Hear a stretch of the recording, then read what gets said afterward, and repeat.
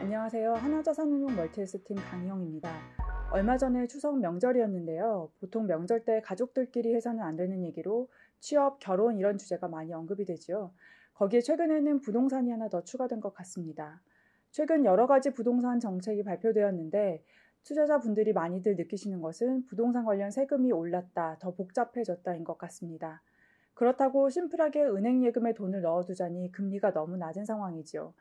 안정적이면서도 적정한 수익률을 얻기가 점점 어려워지는 것 같습니다. 요즘 초등학생들한테 꿈이 뭐니?라고 물어보면 제일 많은 답변이 유튜브 크리에이터, 아이돌 가수, 그리고 건물주라고 얘기합니다. 흔히 조물주 위에 건물주라고까지 얘기들 하지요. 왜 이렇게 다들 건물, 빌딩 갖고 싶어 하는 걸까요? 아마 건물과 같은 상업용 부동산 가격이 꾸준히 오른다는 것과 건물에서 나오는 정기적인 임대료 수익 때문이 아닐까 생각합니다. 그런데 건물을 직접 보유하는 것에 따른 세금이나 관리 이슈에서 자유로우면서도 자산 가치 상승과 정기적인 인컴 수익을 얻을 수 있는 투자 상품이 있는데 그것이 바로 리츠입니다. 제가 오늘 말씀드리려는 K리츠 플러스 펀드는 부동산을 간접 소유하면서도 부동산을 직접 소유한 것과 같은 효과를 누릴 수 있는 리츠에 투자하는 펀드입니다. 하나 K리츠 플러스 펀드는 성장 초입에 있는 한국의 리츠에 집중 투자하는 펀드입니다. 우리나라의 리츠 시장은 부동산 시장 규모에 비해서 매우 작은 상황이지만 정부의 세제 혜택, 부동산을 보유한 기업들의 유동화 수요와 맞물려 향후 지속적으로 성장할 것으로 예상됩니다. 막 개화하기 시작한 한국 리츠 시장의 특징은 우량한 부동산을 보유한 리츠를 중심으로 상장한다는 점과 6.3%의 높은 배당 수익률을 제시한다는 점입니다. 주식시장이 성장주로 많이 쏠려 있어서 리츠가 상대적으로 소외되어 있는 지금이 오히려 저평가된 리츠에 투자하기에 적기라고 저희는 판단하고 있습니다. 뒤에서 조금 더 자세히 말씀드리겠습니다만 국내 상장 리츠 중에는 재간접 리츠의 형태로 상장하는 종목들이 많은데 이번에 런칭하는 하나 K리츠 플러스 펀드는 자산 배분형 펀드로 일반 공모펀드나 ETF가 편입할 수 없는 이런 재간접 리츠를 포함해 국내 상장 리츠 전 종목에 투자할 수 있는 국내 유일의 공모펀드입니다. 그럼 지금부터는 왜 리츠 투자가 지금 매력적인지, 그리고 그 중에서도 한국의 리츠, K리츠가 가지는 장점은 무엇인지, 그리고 하나 K리츠 플러스 펀드의 차별화 포인트는 어떤 것이 있는지 말씀드리도록 하겠습니다. 부동산 투자의 가장 흔한 형태는 직접 투자인데요. 리츠는 부동산에 간접 투자하는 대표적인 상품입니다. 리츠라는 부동산 투자회사는 부동산을 직접 보유하고 투자자는 리츠에 투자를 해서 부동산을 간접적으로 보유하게 되는 것입니다. 그리고 리츠는 보유한 부동산에서 임대료를 수취하고 거기서 건물 관리비, 이자 이런 비용을 제외한 나머지를 리츠 투자자들에게 배당금의 형태로 지급을 하게 됩니다. 리츠는 법적으로 비용을 제외한 순수익의 90%를 배당으로 지급해야 하기 때문에 높은 배당 수익률을 내는 대표적인 인컴형 자산입니다. 부동산을 기초자산으로 하고 있지만 리츠는 주식시장에서 거래되는 증권입니다. 따라서 실물 부동산을 매입하는 것보다 훨씬 적은 금액으로 투자를 할 수 있고 일반 주식처럼 시장에서 바로 현금화할 수 있다는 장점이 있습니다. 지금이 리츠에 투자하기 좋은 시기라고 생각하는 이유 중 하나는 저금리와 풍부한 유동성 때문인데요. 특히 코로나 이후로 지금의 이런 저금리 환경이 단기간에 바뀔 걸로 보시는 분들은 아마 거의 없으실 것 같습니다. 이런 저금리 환경과 고령화가 맞물리면 과거 일본의 사례에서도 보듯이 결국 인컴 자산에 대한 수요가 높아질 것으로 저희는 예상하고 있습니다. 그리고 금융위기 때를 돌이켜보면 결국 저금리와 풍부한 유동성이 장기간의 자산 가격 상승으로 이어졌었죠. 부동산은 대표적으로 가격이 많이 오른 자산군이었습니다. 이번에도 크게 다르지 않을 것으로 저희는 예상하고 있습니다. 그럼 리츠 중에서도 한국의 상장 리츠, K리츠가 가지는 장점은 무엇일까요? 우선 K리츠의 현황부터 살펴보면 작년 말 기준으로 위탁관리형 K리츠는 4개 종목이 상장되어 있었고 올해 하반기 들어서 5개가 추가되어서 지금은 9개의 K리츠가 상장되어 있습니다. 미국이나 일본, 호주, 싱가포르와 비교해보면 상장된 리츠의 숫자도 매우 적고 주식시장 내에서의 리츠의 비중도 0.2%로 현저하게 낮은 수준입니다. 서울의 상업용 부동산 시장 규모는 전 세계 5위로 매우 큰 데 비해서 공모 상장 리츠는 상대적으로 매우 미미한 상황이죠. 그에 비해 K리츠의 평균 배당 수익률은 6.3%로 다른 국가에 비해 높은 수준이기도 합니다. 우리나라의 공모리츠 시장이 덜 발달된 데에는 사모부동산 펀드와 공모리츠 간 차별화가 부족했기 때문이기도 합니다. 공모는 여러 가지 규제를 적용받는데 세제 혜택 등 차별화 요인이 없다 보니 공모리츠를 선호할 이유가 없었던 거죠. 그런데 앞으로는 K리츠 공모 시장이 더 활성화될 것으로 예상합니다. 정부는 대표적인 인컴 자산인 리츠를 전략적으로 육성하려는 계획이고 그 일환으로 작년에 공모리츠 배당금에 대해 분리과세 혜택을 주는 것과 함께 공모리츠가 보유한 부동산에 대해 재산세 혜택도 부여하기로 했습니다. 그 이유는 부동산 직접 투자에 쏠려 있는 자금을 간접 투자로 돌려서 부동산 가격 상승을 제어하고 리츠와 같은 인컴 자산이 고령 인구의 안정적인 노후 자금으로서의 역할을 해주길 기대하고 있기 때문입니다. 실제로 일본의 경우 지금 한국과 비슷한 고민으로 리츠를 육성하기 시작했습니다. 일본은 리츠를 한국과 비슷한 시기인 2001년에 도입했는데 지금은 미국 다음으로 큰 시장으로 키워냈습니다. 고령화 인구에게 안정적이고 꾸준한 배당금을 지급할 수 있는 리츠를 일본 중앙은행이 시장에서 적극적으로 매입해왔고 여러 세제 혜택을 제공함으로써 결국 공모리츠 시장이 활성화된 경우입니다. 한국도 비슷한 흐름을 따라갈 것으로 저희는 예상하고 있습니다. 이러한 정부의 적극적인 육성 정책뿐만 아니라 부동산을 실제로 보유한 기업들도 적극적으로 리츠 시장의 진출을 서두르고 있다는 점도 K리츠 시장 활성화로 이어질 전망인데요. 우리나라 기업들 보면 사옥 아니면 오래전부터 영업해왔던 곳곳의 지점, 대리점 이런 부동산들을 많이 보유하고 있습니다. 유통기업들의 경우에는 전국 주요 상권에 점포를 가지고 있는 것은 기본이죠. 그런데 기업들이 향후 새로운 성장 동력을 위한 투자를 하기 위해 이러한 부동산을 유동화하려는 수요가 높아지고 있습니다. 유통기업들도 온라인 쇼핑이 점점 커지면서 오프라인 점포를 소유하고 있는 것에 대한 부담이 커지고 있는 상황이고요. 그래서 롯데그룹은 마트, 백화점, 아울렛 점포 일부를 이미 리츠를 통해 유동화했고 앞으로는 이런 사례가 늘어날 것으로 예상하고 있습니다.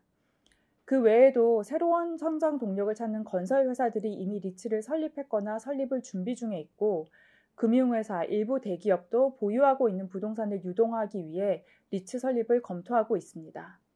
이렇게 대표 기업들이 리츠를 설립하게 되면 아무래도 상대적으로 우량한 물건들을 보유한 리츠들이 상장하게 되고 그래서 리츠에 대한 투자자들의 관심도 높아지는 선순환 구조가 생기게 됩니다. 실제로 일본의 경우에도 대형 금융그룹 또는 대기업들이 리츠 시장에 많이 진출해 있는데요. 그렇다 보니 상장 리츠에 대한 신뢰도가 높아진 효과도 있었다고 보고 있습니다.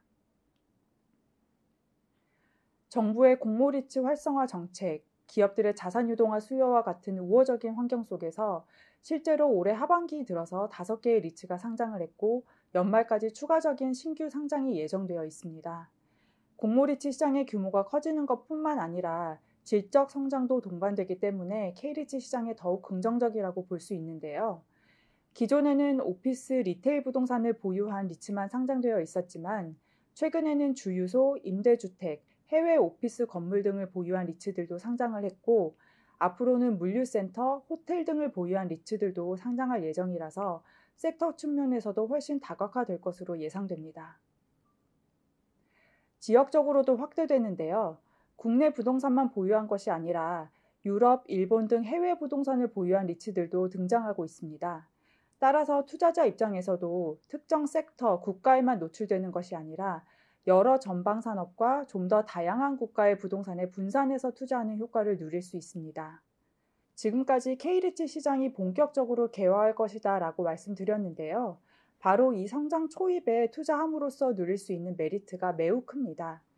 지금 상장하는 리츠들은 흔히 말하는 우량한 자산들을 보유하고 있습니다.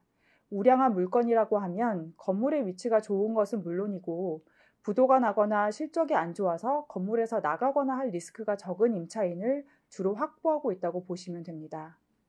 그래서 지금 상장해 있는 오피스 리츠들의 주요 임차인들은 네이버, 신한생명, 삼성 SDS와 같은 우량한 임차인들이 많이 들어가 있습니다. 리테일 리츠의 경우에는 입점해 있는 임차인이 장사가 잘 안 되면 임대료를 제대로 못 내는 거 아닌가 걱정하실 수 있지만 현재 상장된 K리츠는 임차인의 매출과 상관없이 고정 임차료를 지급받고 매년 얼마씩 임차료를 올려받는 조건의 계약을 대부분 맺고 있습니다. 따라서 임차인의 영업 여부와는 상관없이 임대료를 수취할 수 있는 구조인 것이지요. 따라서 이러한 리츠에 투자를 하면 건물의 공실률이 높아져서 배당금이 깎이는 리스크가 낮을 수밖에 없습니다. 오히려 좋은 부동산을 보유하고 있으면 중장기적으로는 임대료는 높아질 테니 배당금은 꾸준히 증가할 것으로 볼 수 있습니다. 이렇게 양질의 부동산을 보유하고 있고 리츠에게 유리한 임대 구조를 가지고 있다 보니 K리츠의 배당 수익률이 높은 것은 물론이고 주당 배당금도 매우 안정적입니다. 물론 K리츠의 히스토리가 짧긴 합니다만 실제로 지급한 주당 배당금을 보면 깎였던 경우는 없었고 최소한 배당금을 유지했거나 예상보다 많이 지급한 경우만 있었습니다. 이런 구조는 다른 국가의 리츠에서는 보통 보기 힘든 아직 시장의 개화기에 있는 K리츠만이 보유한 특징이라고 보시면 되겠습니다. 지금까지 저금리, 풍부한 유동성, 정부의 육성 정책, 기업들의 적극적인 리츠 시장 진출, 높은 배당 수익률과 같은 리츠의 우호적인 환경에 대해 말씀드렸는데요. 이런 환경과는 다르게 최근 리츠 주가는 매우 부진한 모습입니다. 리츠 주가는 실물 부동산 가격과 비교해보면 그 괴리가 더 벌어지는데요. 서울 프라임 오피스 가격은 장기에 걸쳐 상승해 왔고 특히 최근에는 코로나로 인해서 해외 부동산에 대한 실사가 불가능해지고 그 결과 투자가 국내에만 국한되다 보니 오히려 가격이 매우 견조한 상황입니다. 그런데 이런 우량한 부동산을 보유한 오피스 리츠의 주가는 오히려 약세를 보이고 있습니다. 이러한 현상은 비단 한국뿐만 아니라 글로벌 리츠가 다 비슷한 모습입니다. 리츠의 절대 주가가 부진한 것뿐만 아니라 주식시장 내에서도 리츠의 상대 성과는 매우 부진했습니다. 주식시장은 3월 코로나 사태가 급격하게 악화된 시점에 급락한 이후 빠르게 회복했는데요. 그에 비해 리츠 주가의 회복은 상대적으로 더딘 상황입니다.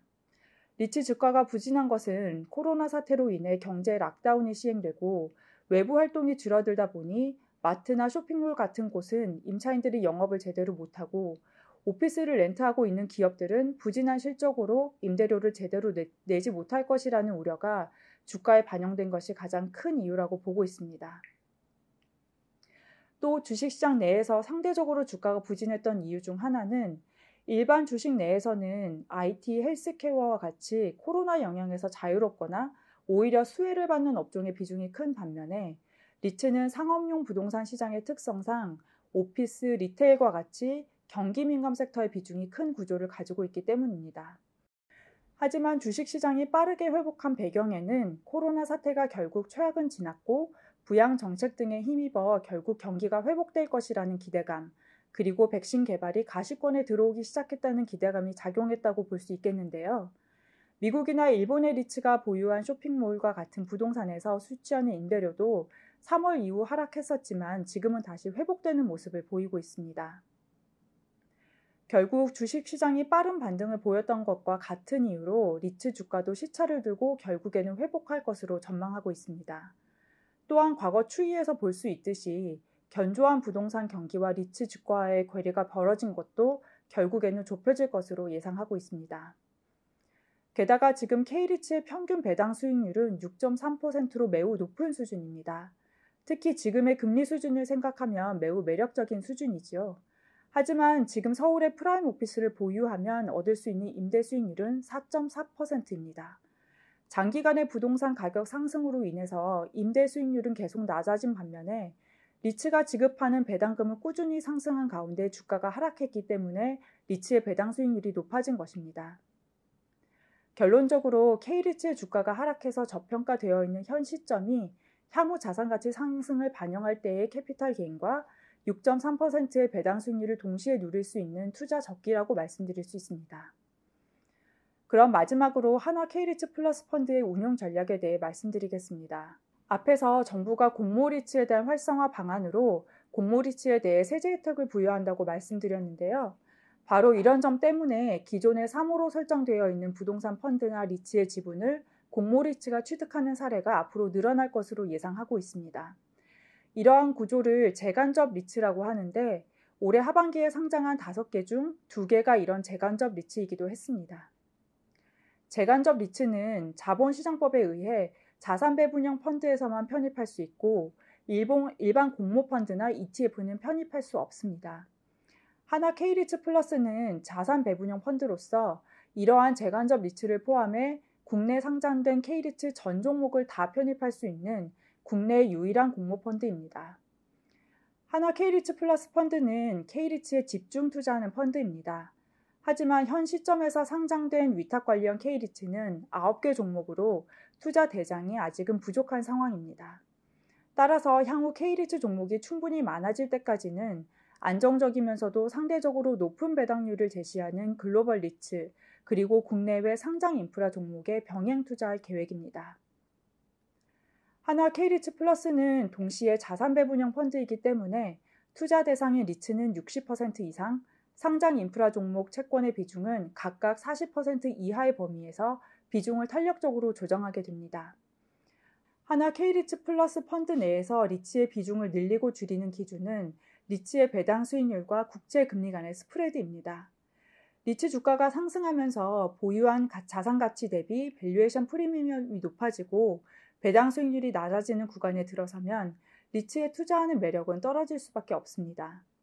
국채 금리와 배당 수익률 간의 괴리가 좁혀지면 채권 대비 위험 자산인 리츠에 대한 비중을 줄이고 채권의 비중을 상대적으로 확대함으로써 그동안 리츠 주가 상승에 따른 수익률을 방어하는 전략을 취할 계획입니다.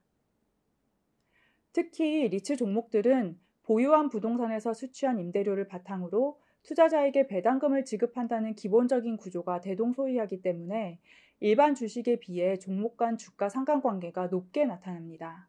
따라서 일반적인 주식에서는 특정 종목이나 섹터의 주가가 많이 오르면 섹터 간 로테이션이나 섹터 내 종목 간 밸류에이션 갭 축소 등이 나타나기도 하지만 리츠에서는 그런 스위치 전략이 상대적으로 덜 효과적이기 때문에 다른 자산 공간 비중 조절을 통해서 수익률을 방어하는 전략이 유효하다고 볼 수 있겠습니다.